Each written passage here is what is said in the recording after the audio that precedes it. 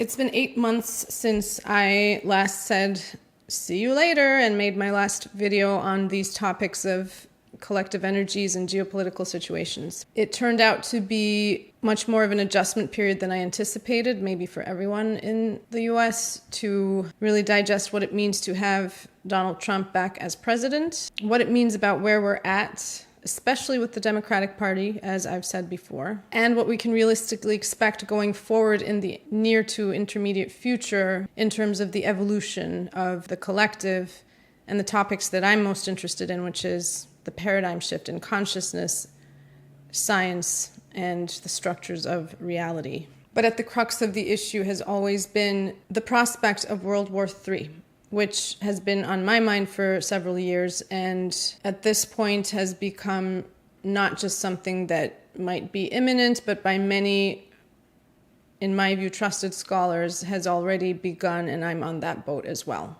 It was something I was anticipating, and when I thought of a female president being elected like Marianne Williamson, who I was rooting for back then, it seemed like it didn't fit.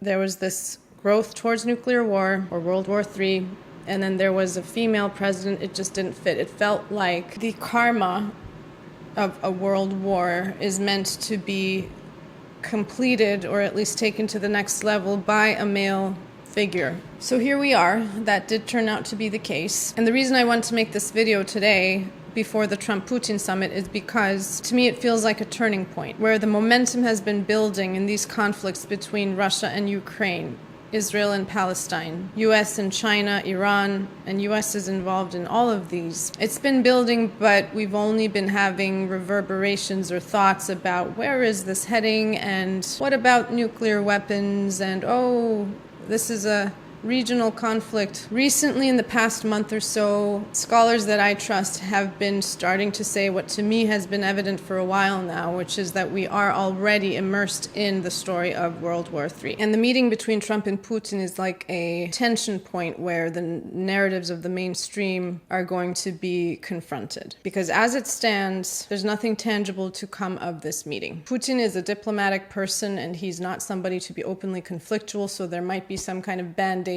surface level micro agreements of some kind, but when it comes to what the mainstream is trying to push as the outcome we should hope for, I am on the boat with many of the scholars I mentioned that there's no reason to believe that any of that is possible. And in fact, there's a level of deception that's been in the air around this topic pretty densely lately, where I'm inclined to think that there's a more purposeful kind of narrative building happening so that the outcome of this meeting can be spun in a certain way. Specifically, I think that the public is being primed to hope for a good outcome in the form of a complete ceasefire, maybe with some swapping of lands, which Ukraine and Europe are not on board with anyway. And it's questionable whether Russia would even consider any of that.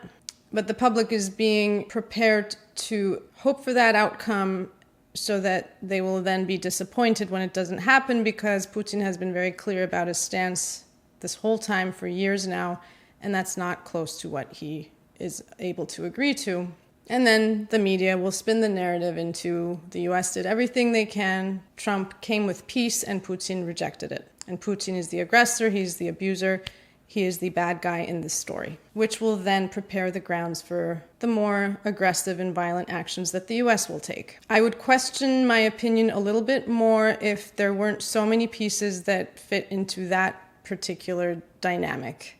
It's not just between the US and Russia, it's not just the ego of the masculine, it's not just the deep state. There's so many players involved, all pointing towards just a level of chaos and incoherence that's not going to be resolved by any meeting or discussions. Everyone is just talking on different wavelengths, in different directions, not seeing reality clearly, most of them. Some do more than the others. But all in all, there's just too much incoherence for there to be any resolution to be expected from any of this discourse, as far as I can see. So let's zoom out from that. Why am I talking about this? Why is this important in terms of the paradigm shift I'm talking about? and the evolution of the collective in terms of consciousness, a level of awareness, and a whole new way of being in the world. It is important because this is the crux of the issue when it comes to the resistance to the whole new world forming and birthing. I spoke about this briefly in another video, that there's a certain conglomerate of masculine energies that are almost completely disconnected from their roots, their feminine roots, when it comes to very basic things like feeling emotions. And that's all you need to know. That basically defines the whole story. That conglomerate of masculine energies is where our mainstream is at. And then we have the reactive feminine energies, and this is all that is in our structured reality. And then there's the underworld, that's the repressed unconscious emotions underneath all of this. For this to be unpacked and for there to be a level of integration that brings us to a place of actually being able to imagine living in a truly healthy world, both more fulfilling than we could ever imagine and more compassionate and loving towards each other than we could have ever imagined. That whole package needs to be undone. And it starts with the masculine, because it's the masculine's own inner struggle, deep and tormented inner struggle with the feminine, that needs to be healed. And when I say this, I do not take it lightly, because it's not just men, it's also women that have the same dynamics, maybe at different levels. And it is true that men historically have had to be more disconnected than women. But at this point, women have enough torment to not feel like they're in some kind of special boat with this story. We are all disconnected from our spiritual and emotional roots, and that's why the world looks the way it does. And for that to be undone, the masculine needs to dissolve its ego. And that's what this is about. And it gets messy, and it will be defensive and confrontational, and it will not want to let go, and that's what this whole juncture is about. For all intents and purposes, Ukraine is done. That's been known for a while now, and there's a dead horse that keeps getting beaten, unfortunately, at the expense of human life. And that's what the huge denial is right now when it comes to the US government and its desire to show force when there isn't any place to do that anymore. The narrative has broken apart, and this meeting is going to cement it as far as I can tell. That's the general story when it comes to where we're at. Why is this possibly the way forward in our evolution? Why do I not see this as a negative thing, even though it will be painful and difficult? Why is this the harbinger of the new that's being birthed? Because we're all going to be challenged to see what we are projecting onto the situation, what our unconscious is carrying that's not true in the present objective reality. That applies for Trump and Putin. So just the mere fact that they're meeting is colossal for our evolution, because so much has been projected onto these figures, patriarchal, authoritarian, toxic masculine archetypes.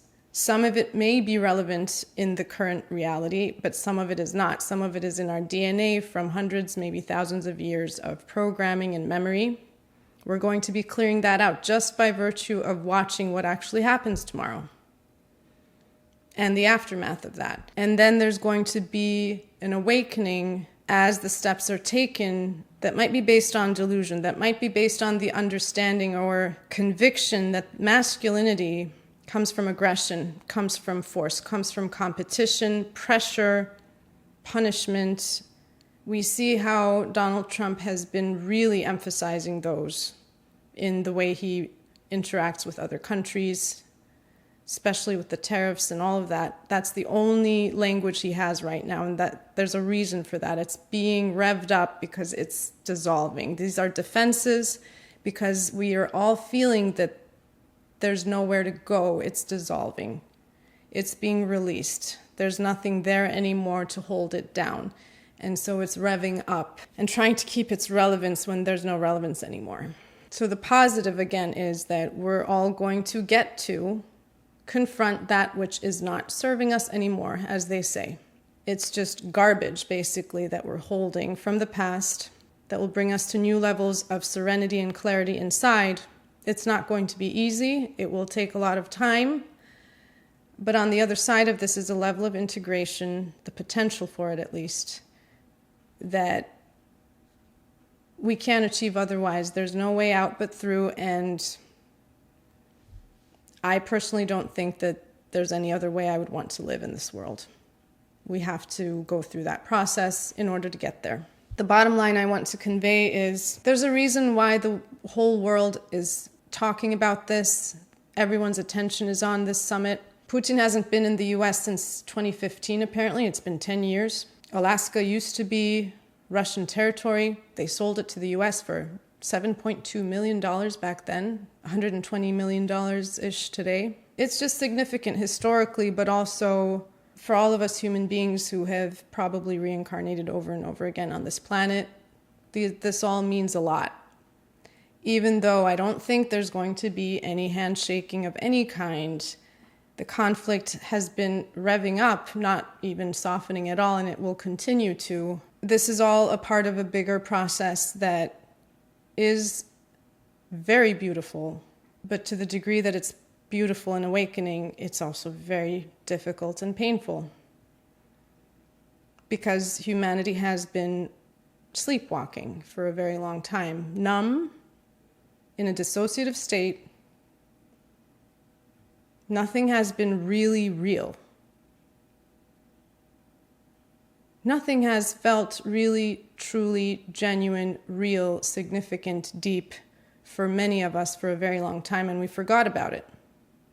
And these are the things that will start to shake us up and make us remember that there was more to it than what we're living in. So let's see what happens tomorrow, and I hope to continue talking about it. Bye.